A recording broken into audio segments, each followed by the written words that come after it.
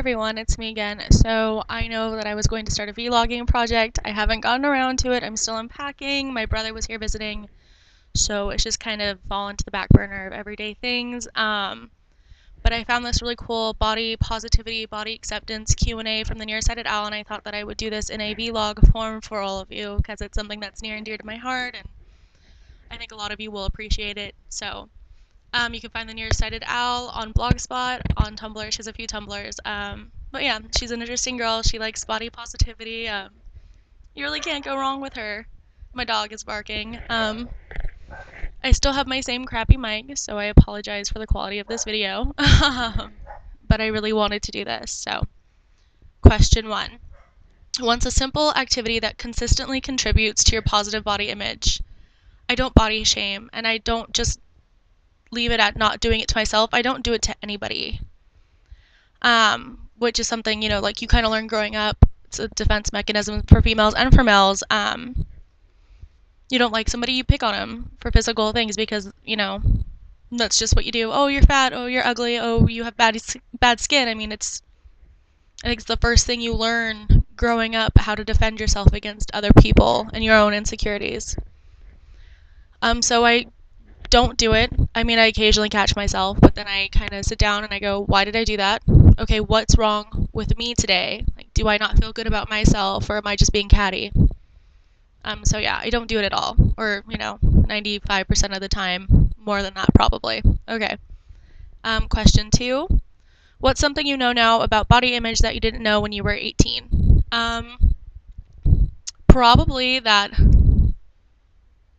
I was less aware of the fact that guys liked bigger girls. I dated a lot in high school, so that really wasn't an issue for me until I got out of high school, I guess. That's when I started struggling and wasn't sure if being chubby or whatever was going to hinder my chance at finding true love.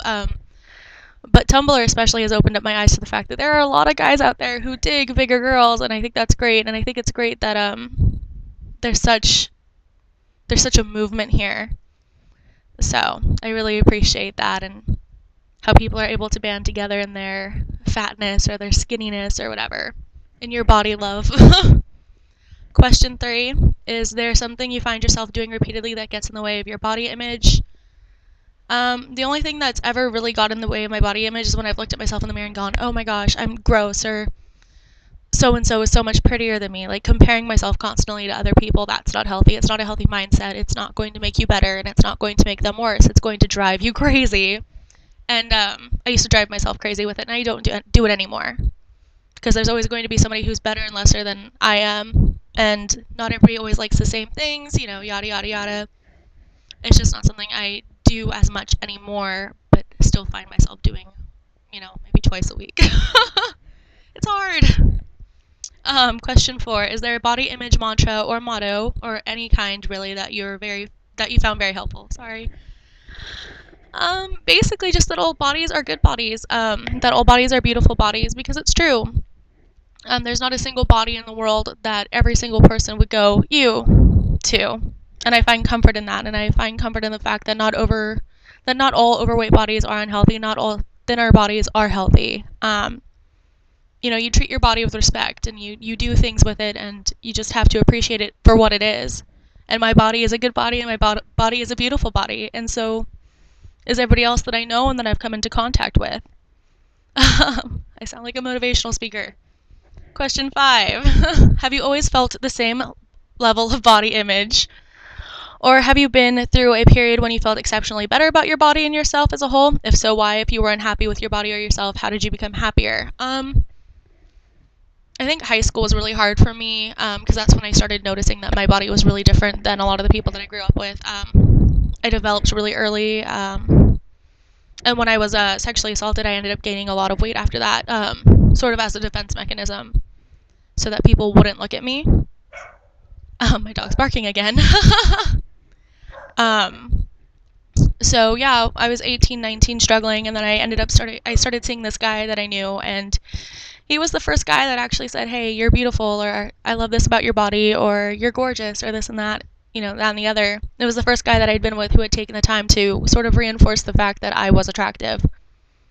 So that was nice. And basically, I've been on an upward spiral ever since. So the last 2 years have really changed my perception of who I am and what my body is and what it does for me. And I like being in this place. It's a beautiful place to be. So the last question is number 6. Have you ever been surprised that something you expected would make you feel better about yourself didn't, or vice versa? Getting a haircut or something. I always thought that if I changed one small thing about me, the rest of me would change. So I would dye my hair and I would get, crazy haircuts and I'd do all these things. And for a couple weeks it would work, maybe a week or two, and I'd feel really great about myself because it was something new. And then the old insecurities would kick back in. And yes, sometimes it still happens. Nothing is foolproof. But if you don't take care of the main problem, then changing one small thing doesn't change the problem. It just masks it for a while. And if you're not comfortable with that aspect of yourself before you change it, you're kind of just fooling yourself into thinking, oh, well, if I do this, it'll be fine. I'll be better now. It doesn't work that way. It's like, I don't know, getting shot in the arm and thinking, well, if I just kind of put a Band-Aid over it, then, it'll be fine. It'll heal. You're probably going to get blood poisoning. It doesn't work.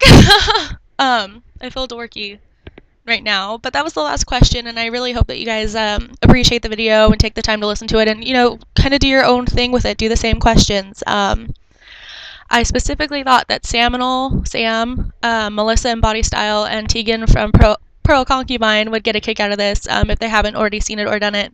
I'm not sure. But hi, guys! You guys are 3 of my biggest inspirations in the body image, body acceptance movement, so it's my little shout out to you. I really appreciate everything that you're doing. Sam, especially with Body Posy. Just keep fighting the good fight for body acceptance for all body types and for all genders and for all sexualities, everything. Just keep being who you are. Again, I feel like a dork. All right, I'm going to cut this now. Bye.